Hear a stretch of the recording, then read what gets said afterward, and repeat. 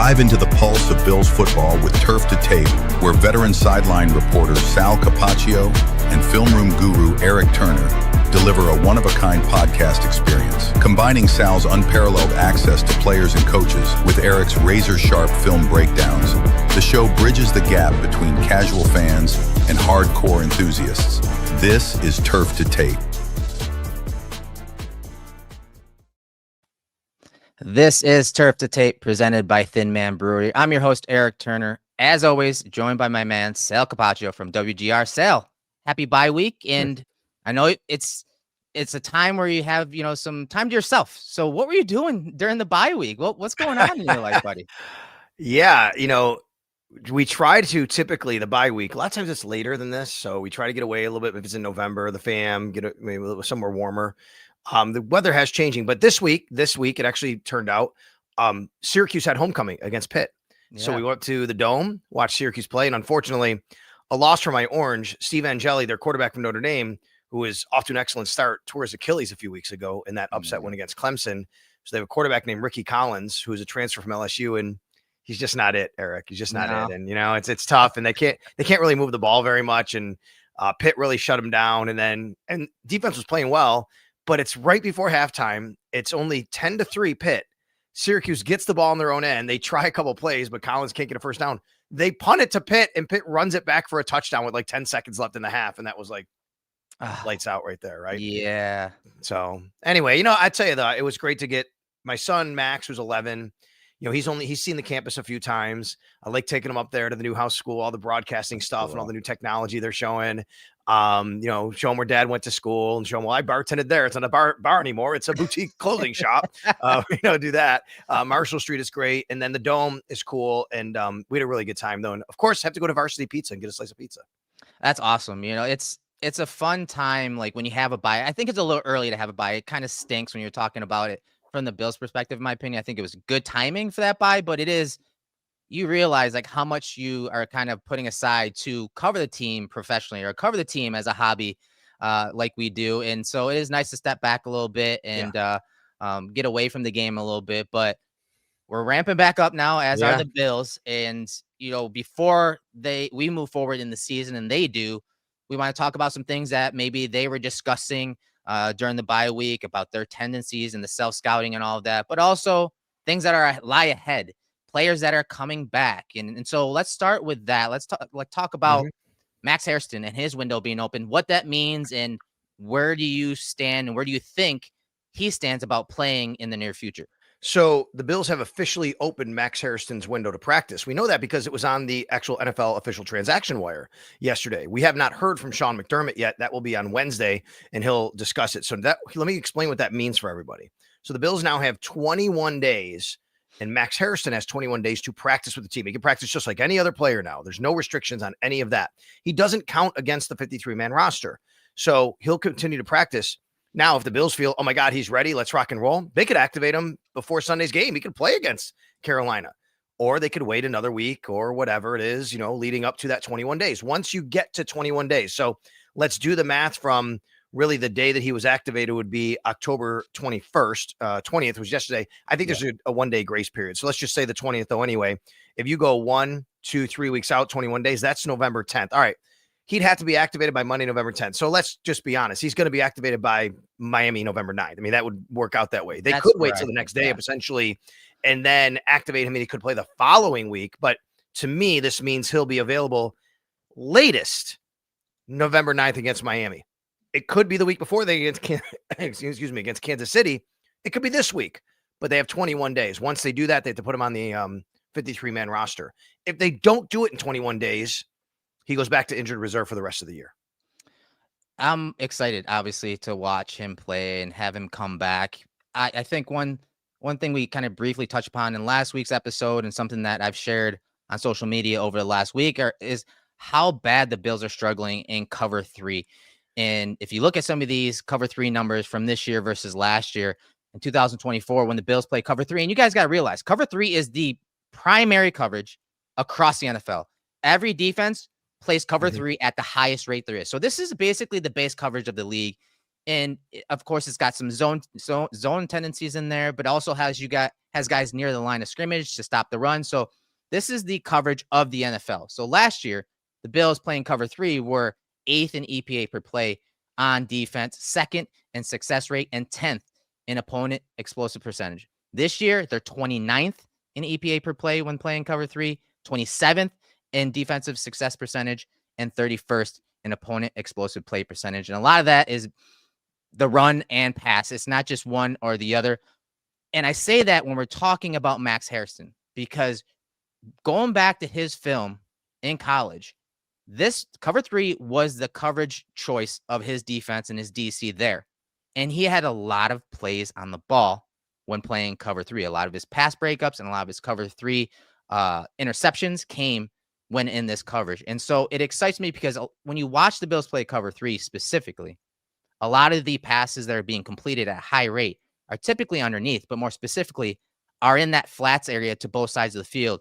And that's that area where the flats defender, like a linebacker or a nickelback like Taron Johnson, aren't able to get out there fast enough because there's another target inside. So they're kind of holding. Mm-hmm.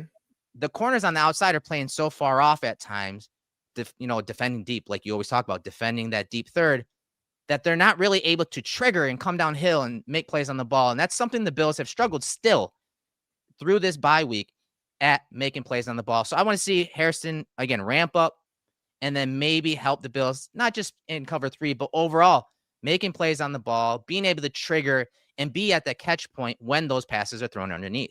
Yeah, what I really loved about Max Hairston when they drafted him, when you go back and watch him, the thing that I think he does really well that the Bills really need right now is, you just said it, attack the ball.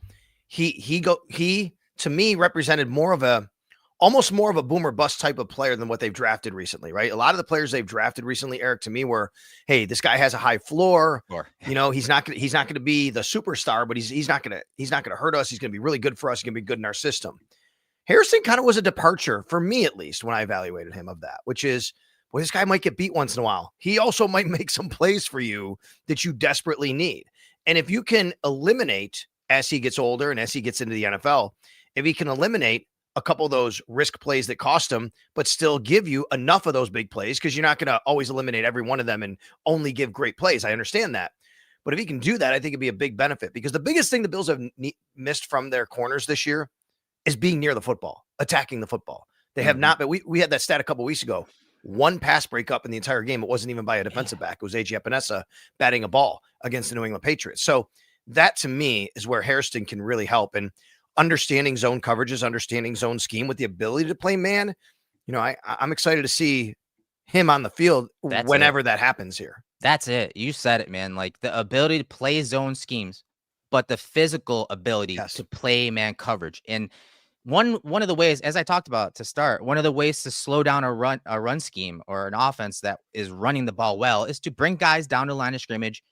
But you don't want to just man up, especially the Bills, because they don't technically have guys that can go mano-a-mano with the opposing receivers and skilled players. And so what the Bills are doing is, we're trying to stack the box, stop the run, or slow it down at the very least. But playing cover 3, it's just really come back to bite them. Mm-hmm. They're not able to just stop the run, but they're also giving up some explosives, 5 explosives versus cover 3 in that Falcons game alone. And so it's going to be nice to get some of these players back, like Hairston. And another couple guys that are coming back are Michael Hoecht and Larry Ogunjobi. Yeah. And so when we're talking gap integrity and the tackling issues that the Bills have had, and the injuries, especially Daquan Jones, Ed Oliver, how do those guys, Ogunjobi and Michael Hoecht, help stabilize or boost the run defense specifically for the Bills? Well, listen, a lot of it could really come down to as well what's going on with Daquan Jones. And we don't know that right now, because he was injured in pregame warmups on Monday night against the Falcons. Right. And then Sean McDermott's called him week to week.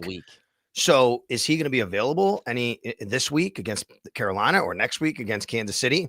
I mean, it comes at a good time where Ogunjobi is coming back, because they're going to need him to play. They're going to need him to insert. I'll get to Hoecht in a minute. But Ogunjobi, he's a guy, if you go back and watch, and when he was signed, I talked to people in Pittsburgh and Cleveland because he had played for both teams. And the book on him from them was basically like, he's going to make some flash plays. And then maybe in the fourth quarter, you'd be like, where's Larry Ogunjobi been? Like maybe he's also going to be a little bit like, well, maybe I need my guy to make a stop, right? And you hope that he can be consistent enough where you're noticing him throughout the game. But this is not an Ed Oliver type of, oh my God, he's going to make 4 tackles for a loss in the backfield. This is a guy to me that can also, like Max Hairston, step in and help where you need most, which is help fill run gaps, help the run, his size, his strength, his anchor. I think that's what his role is going to be in this defense. I think you nailed it. And a guy like him, a few things come to mind. You named the 2 teams he played for. A very, yes, hard-nosed, smash mouth type character teams in the Steelers and Browns. That whole division, obviously they just butt heads every single week when they play. And so having that type of grittiness and sandpaper is going to help this DT room when you're especially talking about how young they are. And I do think that Deon Walker's been great. He's been great at D tackle. He's made splash plays, but he's also given up some big plays. And sometimes you don't even notice them, as Babbage had responded to one of your questions last week about. But I think that it's going to help the floor of this DT room. We talked about that with Hairston. I think it'll help those, balance out that room. And yes, his strength, his ability to anchor, I think that is going to be great. But I think it's going to be the experience and the discipline to, hey, do your 111. Don't take those risks. Let the guys behind you do their jobs and play off of you, because as good as Deon Walker's been, you've seen Terrell Bernard struggle because he's trying to make up for the mistakes that TJ Sanders or Deon Walker makes. And you see Terrell Bernard having a rough start to this year when it comes to not just a pass, but if we're talking about run defense specifically. And so I think that'll help, kind of solidify and maybe give a higher baseline from play to play when we're talking run defense when you bring Ogunjobi back. So what about Hoecht? I know this is probably it just brings a smile to my face to see this guy coming back. Yeah, you and I talked a lot in preseason about how much we liked his game, right? I mean, every game it seemed like he was flashing. Now, understandably, there were times where he's playing against second or third stringers. The Bills gave him a lot of work in preseason because they knew he's suspended. They knew that they wouldn't have him, and he's going to have to get that work. And he played against guys that were inferior to him. But even when he was with the starting unit, I'll tell you, even in training camp, I love his motor, number one. He's a super energetic guy, and that only takes you so far. You got to be talented. I just like his game a lot. I think it fits in with what the Bills want to do. And, he's been compared to, and I understand why, and I've said it, Lorenzo Alexander and how the Bills used him. The difference there could be also, though, Lorenzo Alexander came to the Bills a little bit later in his career, right? He wasn't quite the same player, and he still was very good because they moved him around and they found a spot. Now, Lorenzo told me when I said this to him and compared Hoecht after the Bills had signed him, hey, what do you think? This is a guy that's very much compared to you.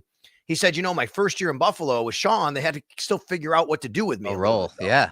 Right? Like he said, once we figured it out, that's where it kind of took off. I thought it was really interesting that Zoe said that, and I think the Bills come into this situation with Hoecht with a plan, right? They know what they want to do. Something I picked up on a while ago was, I think it was Brandon Beane who said it specifically. When they had signed him, we had talked to the front office and Brandon and Sean about Hoecht and Ogunjobi. He said something to the effect of a guy we had watched and seen for guy we were watching the last couple of years. Pro scouting. Yes. That tells you, that's a guy they knew, hey, when he becomes a free agent, he'd fit in our system. Now, again, I'm going to say what I've said all last couple of weeks. I'm not telling everybody he's Bruce Smith. I'm not saying that. What I think Michael Hoecht is, though, is somebody the Bills have really banked on having in their defense to allow everybody else to fit in their roles better, to move him around, to kick him inside, to play off the ball, to play on the ball. And when he can do that, somebody else can play something to take advantage of a mismatch, maybe, where you don't have that on your roster until he plays. And that's why I'm excited to see him. I agree. I think his motor, if we're talking run game, I think his motor on the backside of plays, chasing, the running back down from the backside of a run that's going away from him, I think that's going to show up a ton.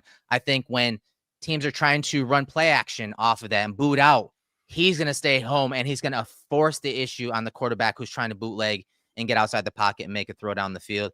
As a pass rusher, it's scary because the numbers show, the analytics show how good this pass rush is, but it still feels as a fan that it's not really showing up and it's not really having the effect that it should when you're a top 5, pass rush team as far as pressure percentage goes, or a top 10 sack percentage team.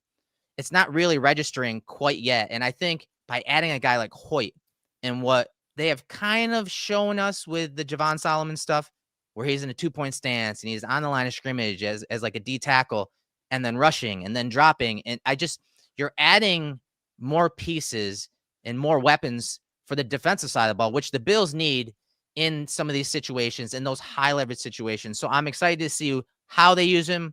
It's going to probably take some time to work him in, but I do agree with you. I think they've had a plan for years, but they've had a plan even more so once they realize, Yes, okay, we got this guy.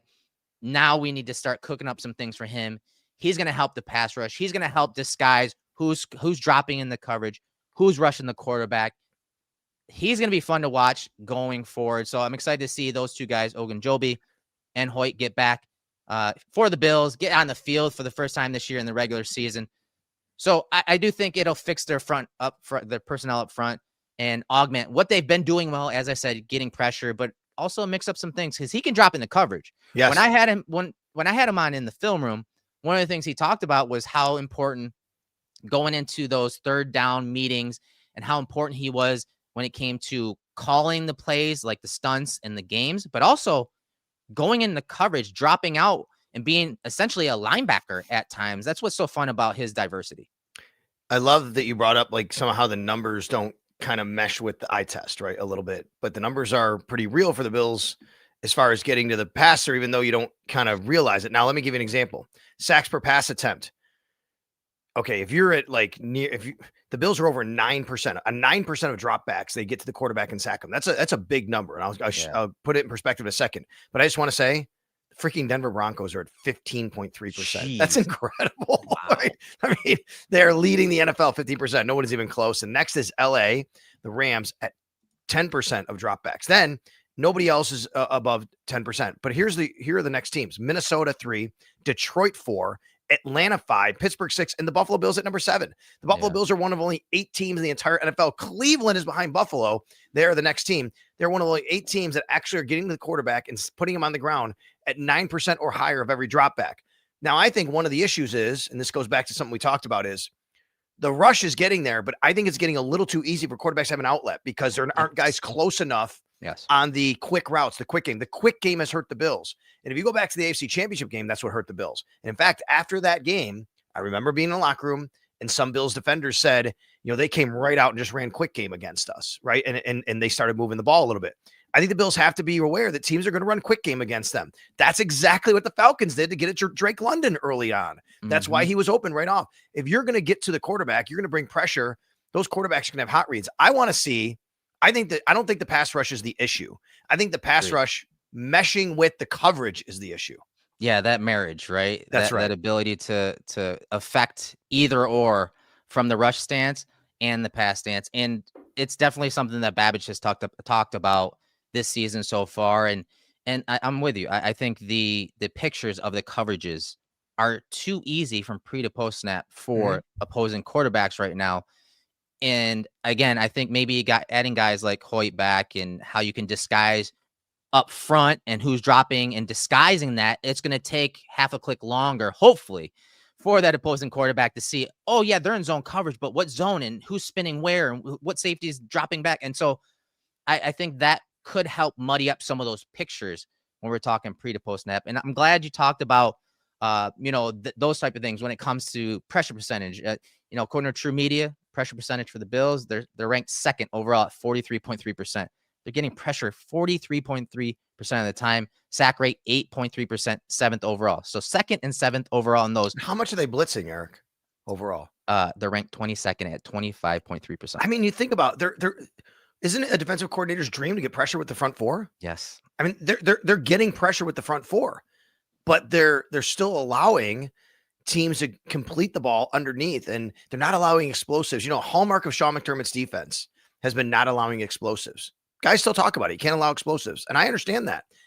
I'm to the point now where I kind of want to risk, if you're going to get an explosive, okay. But you know what? I'm going to make things a lot harder for you underneath now than it has been. No doubt about it. So let's talk about nickel versus base 4-3 defense. So currently the Bills play their 4-3 scheme. So 4 defensive linemen, 3 linebackers, the 7th most in the NFL at 25.4%.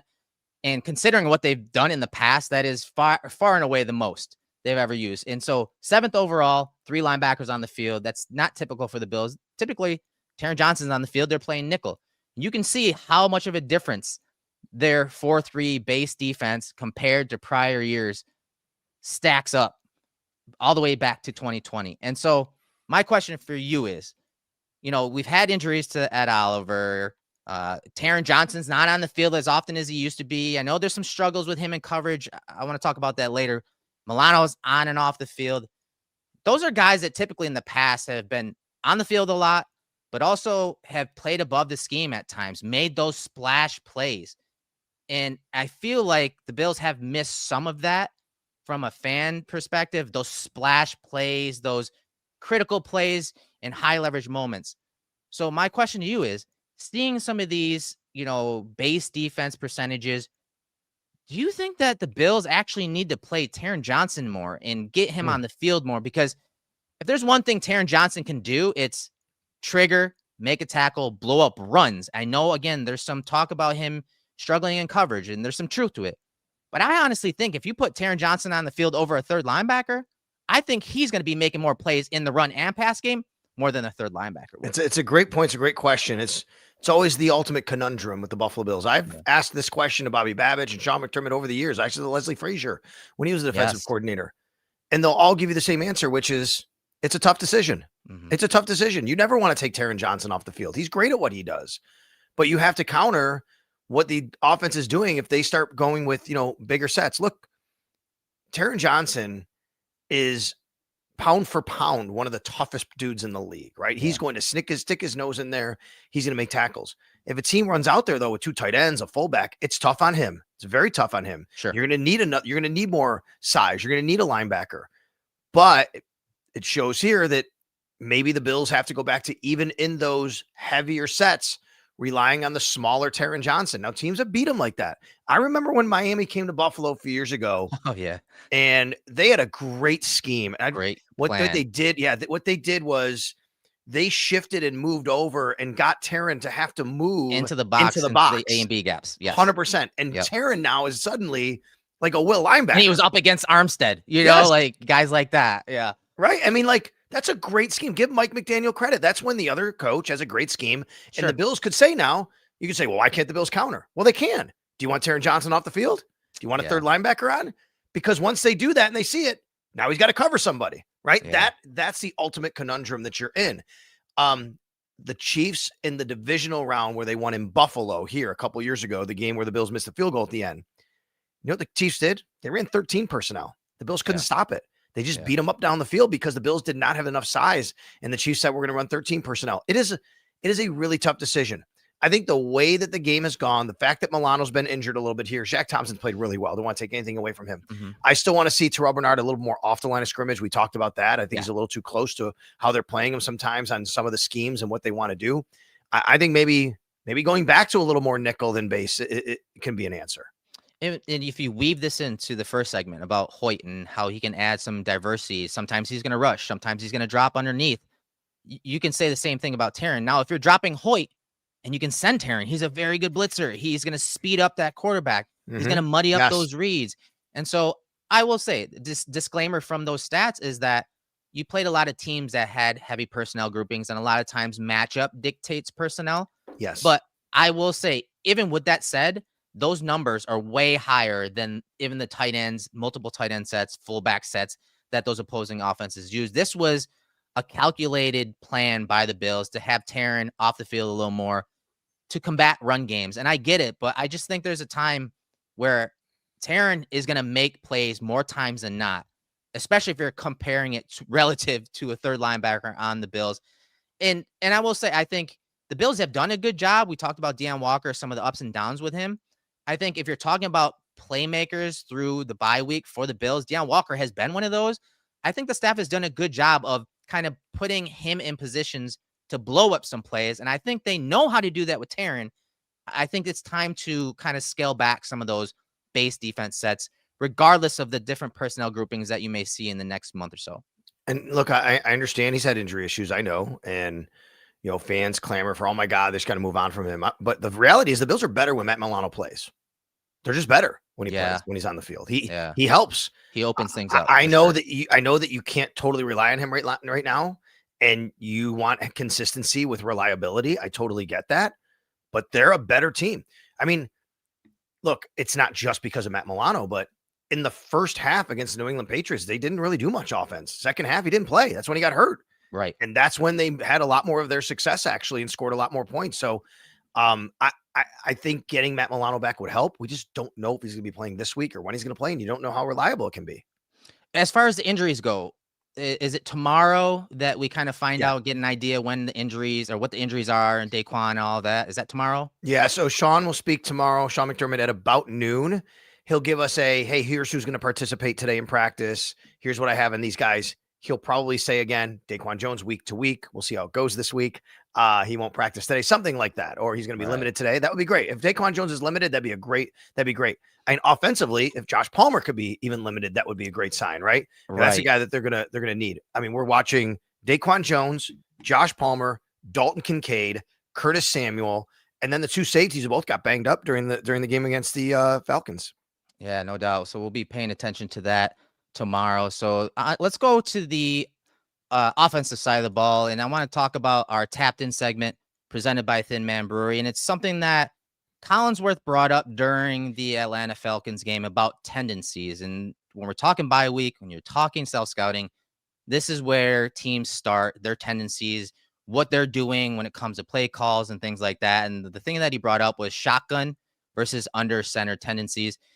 And if you look at shotgun, when the Bills are in shotgun through the first 6 games, they passed the ball 78.7% of the time. That's 6th overall, which means they ran the ball 21.3% of the time, which is 27. So very heavy pass tendency when they were in shotgun, through the, first part of the season. So my question to you is, do you have ideas or things that they could do to, obviously just hand the ball off a little more in shotgun, but things that have worked in the past that could offset some of these tendencies? Because the Bills are looking at this when it comes to self-scouting. Yeah, for sure. So the bye week is going to have them basically, it's more about them, right? Like, they're going to prepare for the Carolina Panthers, but it's more about them. It's more about what do we do? What do we not do? How are teams defending us basically right here? I would like to see a little bit more under center play action. I think it helps the Bills, especially when they go 13 personnel, they go 12 personnel, Erik. Yes. And they really help them a lot, because we've seen now when they run those sets, they have the ability to do a little bit more and create matchups, right? So I'd like to see a little bit of that. I have to go back. I know he's played long enough now, or maybe it's not, but I do remember early on in Josh's career, was it Ken Dorsey maybe, who said that Josh didn't prefer as much doing that, going under center, but that was early in his career, you know what I mean? Yes. And things have evolved, things have changed. So, like to see something like that. But I do think the Bills will make it much more about what are they doing the teams are defending during this week. But they will obviously have an eye towards Carolina starting, now, and saying, how are we going to attack this particular team? And obviously Carolina's 4-3 and they're playing pretty well. And look at their defensive numbers. Their metrics are really good. They're actually, top half of the league and maybe even top 10 in a lot of different categories. I think by just adding some runs, and when you're talking about shotgun, especially if we're just focusing on first and second down base offense stuff, mixing up some runs, that could definitely help open up other parts of your playbook, because you're not just tipping your hand and saying, okay, well, guess what? If they're in shotgun, they're just passing. So you can open up some things. It can mask whether it's a run or pass, obviously, and that can help the run game. I think when I went back and watched their 2024 games, and we're talking in that first and second down and 7 yards or more base concepts, their run game, they were really good at their tackle pulls. They ran that a bunch where Spencer Brown or Deion Dawkins was getting out in space. James Cook was, getting some of those explosive runs. They had that played down. That was their play of choice last year. That was their bread and butter. And I feel like we haven't seen that all that often this year. So I think that's something they can get back to if we're talking first and second down and long runs from shotgun. And we talked about a little bit when having answers versus pressure. Yep. In those second down situations, maybe their first down run doesn't go well and you got second and 6 or 7 and more, getting to a manageable third down with a wide receiver screen or a tight end screen to Shakir or Kincaid, those are plays in those situations that worked out really well last year and allowed them to, in many ways and times, skip third down. And so we talked about how much they struggled with exotic blitzes this year on third and long. Well, either do one of two things. Don't be in third and long or skip third down altogether.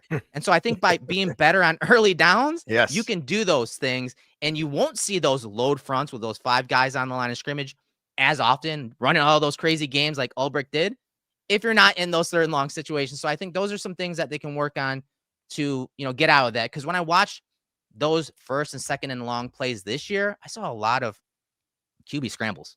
There weren't many really good executed second down and long runs by the Bills. They're all scrambles from shotgun, in a passing type play where Josh just took off. And so I think if you're looking for that tapped in area that they need to work on this bye week or self-scouting week, it is the tendencies of just running the ball or passing it from shotgun or under center. They need to mix it up a little more, even though you talked about running play action or running passes from under center more. People need to keep in mind too that when quarterbacks across the league are under center, they only pass 29.7% of the time. Right. The Bills are currently sitting at 20.4, which is 30th. It's towards the bottom of the league. But the perspective and context is when quarterbacks are under center, it's typically a run. And they typically only pass on average 29.7% of the time. So I think, all of this is a schematic and what they can do. The other thing is, they have to start winning a little bit more one-on-one. Yes. And they're not doing that enough. Right. And that's the wide receivers. That's whoever out in a route. And now I think Josh Palmer did a nice job of that Monday night. And unfortunately he got hurt. And I think he was in for a big game. They were planning on using him. Not having Dalton Kincaid hurts. He's been winning and he's getting down the field a little bit. So when you start reducing down, you're relying on, Tyrell Shavers to win on the outside. No disrespect. He's earned his spot and he's been great at kind of his journey. But when you're relying on Tyrell Shavers to be your guy down the field to win one-on-one, that becomes an issue. You need your guys who you can rely on to win one-on-one. And they have to do a better job of that. And that hasn't been happening. But so you got to have the scheme match up with those guys actually doing that and becoming available, becoming open. No doubt about it. And so that was our tapped in segment presented by Thin Man Brewery. Big things are brewing at Thin Man. The fan favorite Pils Mafia is getting a bold rebrand, and it's bringing back up introducing Mafia Light. It's the new tailgate essential. Mafia Light hits different with just 3.5% ABV and only 80 calories per 12-ounce can. Drinks like water with notes of beer. We appreciate Turf to Tape joining us this year and sponsoring this segment for us. It's going to be interesting as the year develops to see the different players and plays that make it into this tapped in segment. And I know the offense has, had some rough spots and some lulls, but I have a feeling that we're going to see a lot of those players eventually, make their way into these tapped in segments. So with that said, let's move on to the next segment. And you touched upon it, the boundary receivers. Yes. Okay, so a source told me that defenses are using those 5-man surfaces, that load front that we talked about, the Falcons just brought to the Bills' plate last week and really overwhelmed that offensive line and Josh Allen. That teams are using that to contain Josh Allen. Again, it's minimizing those escape lanes because of the 5 guys who could, blitz or 6 guys that could come, but also forcing those perimeter wide receivers to win one-on-ones outside. So who do they look to in order to combat those looks, Sal? Well, I think that you, number one, look to a guy like Khalil Shakir, who has always been a guy who can kind of be open right away off the line of scrimmage, right? That's a guy that I think has to start becoming available, but it's not like they've ignored him or anything like that. Or maybe his targets are down this year compared to last year. But I think Khalil Shakir's got to be a guy that's got to be an outlet. But I'll go back to also, I think the running backs have to get a little bit more involved in the passing game. That has not happened this year. Ty Johnson has caught 2 passes, I believe, all season so far. James Cook really hasn't been involved. Now, look, you have to understand, everybody, if you're going to send all that pressure, the Bills have to keep guys in sometimes, and therefore the running backs have to help out in pass protection. So the answers aren't as easy as us just sitting here and saying, go do that. But I do think that you're going to have a little bit more, of a willingness they're going to need to say, okay, we're going to just have to have him leak out throwing the ball. I'm watching some teams last night who did that really well last night. I think it was Seattle, maybe Sam Darnold, a couple times where here comes Houston. They like to bring pressure. Bam, just dump it right off. You see the running back looks like he's in the block. All of a sudden leaks out, throws it out to him. Like those are things I think the Bills need to get to a little bit more often. And then, of course, you do have 3 tight ends who can catch the ball. And if you're going to have them on the field, and you can have them stay in a block, or you can have them, hey, run 5 yards, turn around, let's get an easy 5-yard completion. Remember, we talked about this against the Baltimore Ravens, and fans complained that the Bills weren't throwing the ball downfield, but those are the plays that worked when the Bills said, look, we're just going to make sure we take what's given to us. And I think they have to start doing that again.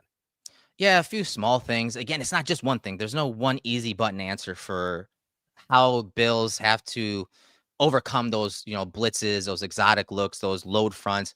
But getting Josh to the line of scrimmage quicker in those third down high leverage situations can help him be at the line, set the protection, calmly, but more importantly, uncover, okay, which guy could actually, blitz here, and which guy am I not going to have accounted for by the offensive line, tight end, or running? Giving him more time at the line of scrimmage, I think, is really important in these situations. But he also has to do a better job of just manipulating the pocket and maneuvering the pocket, because too often, so early this year, we've seen him try to escape out the back of the pocket, which is something he hasn't done in so many years. And so moving him in the pocket, whether it's planned or unplanned, it needs to be better. And, one thing Brady can do to help is, in these situations, moving the pocket, right? Moving that launch point, moving that platform for him, getting him out so he can see the field better when these crazy blitzes may be coming. And you nailed it, Shakir. If we're looking at guys, the Jimmies and the Joes, Shakir and Kincaid better be in his line of vision,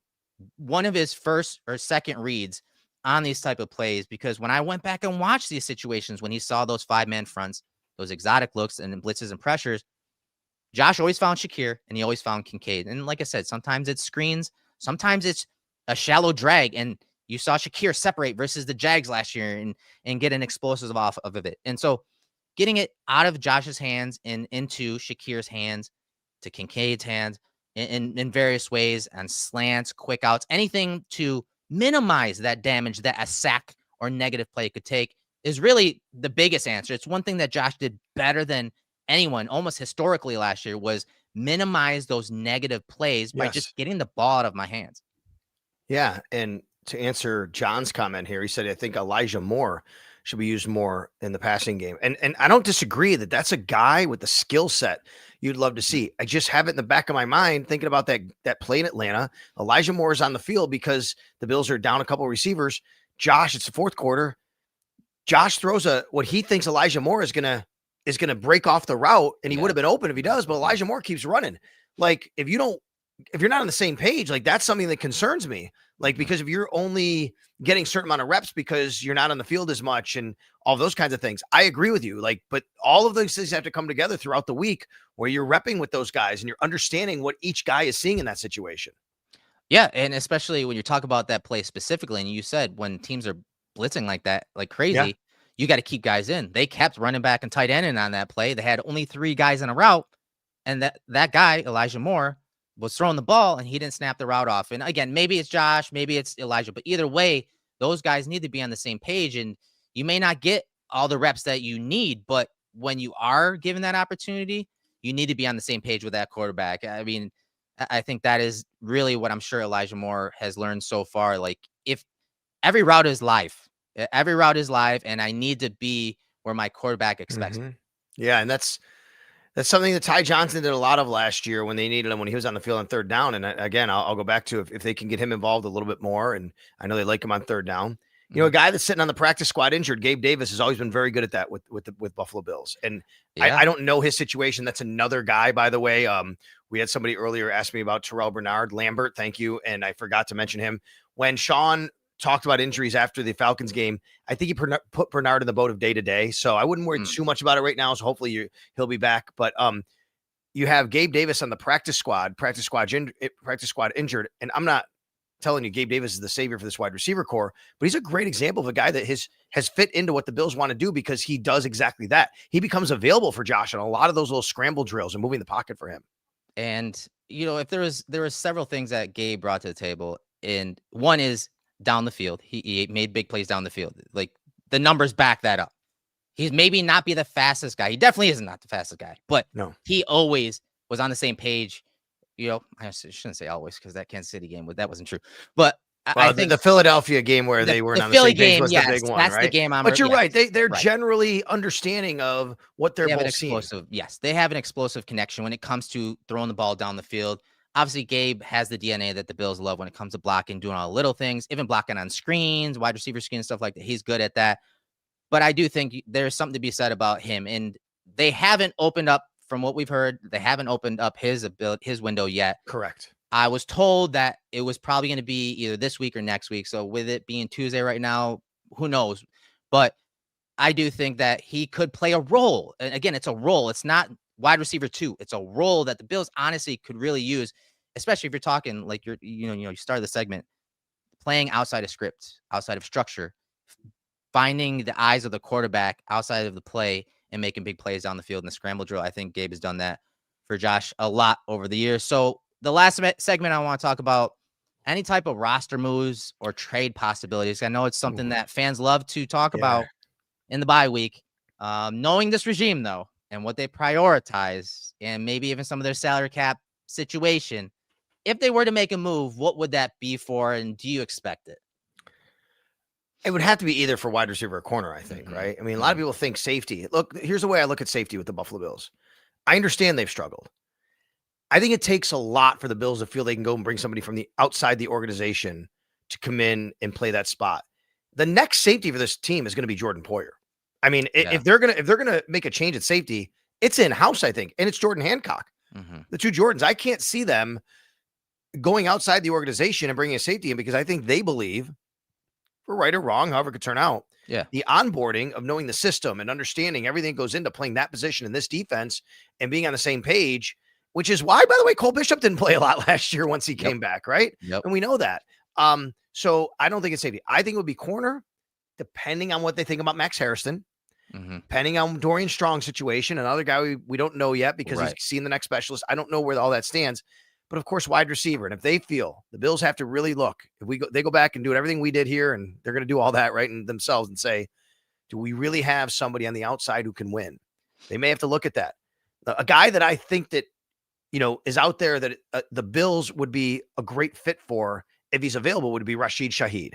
And I say that because he could take the top off of defense, but he also, Erik, he's a really good return man. And right now the Bills have their own return man inactive for a lot of these games. Brandon Codrington, who hasn't done much this year. You could kill two birds with one stone, so to speak, with something like that.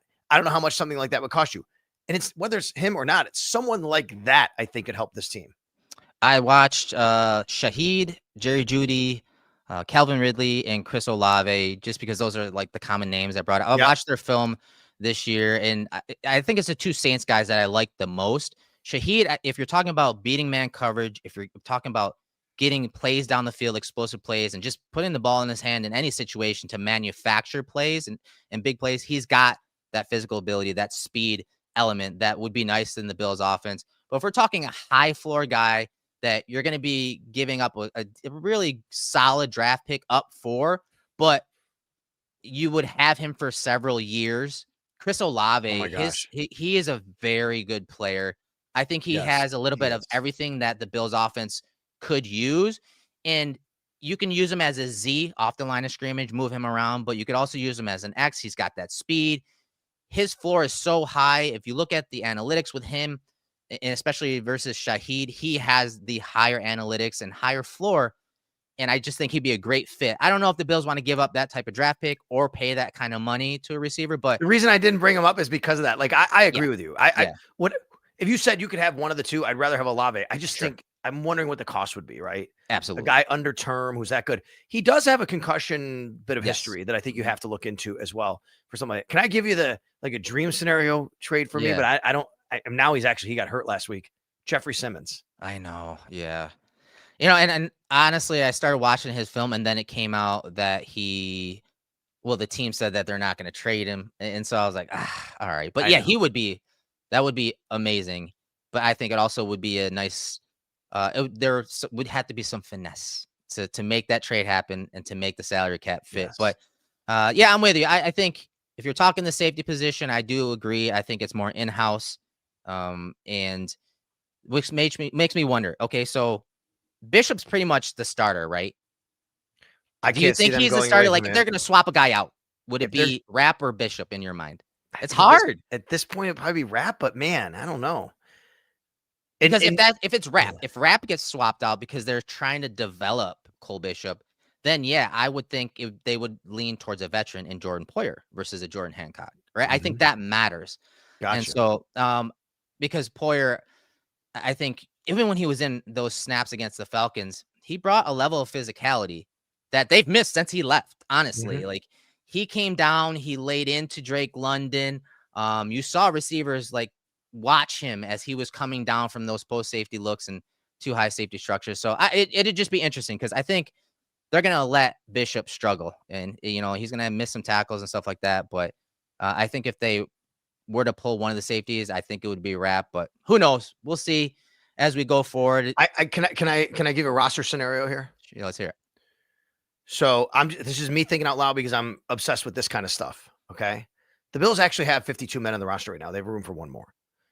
And I know people say, well, Max Hairston. Well, I don't think Max Hairston's getting activated this week. I think, he's going to practice, but they're not going to put him on. So let's go back to what you said a little while ago about Gabe Davis for a second, because I could see a scenario where Jordan Poyer actually gets signed to the 53-man roster. And because of that, they now have an opening for one more veteran practice squad guy that would be used by Gabe Davis. Yeah, I can see that, and from what I've heard, Hairston and Davis, they got to meet each other and do some running together over the last couple weeks. So it's exciting to hear some of these guys coming back, whether it's injuries or suspensions. It's almost like getting new toys, new weapons, right? And so I got a question for you. Speaking of new toys and new weapons, let's go the other way.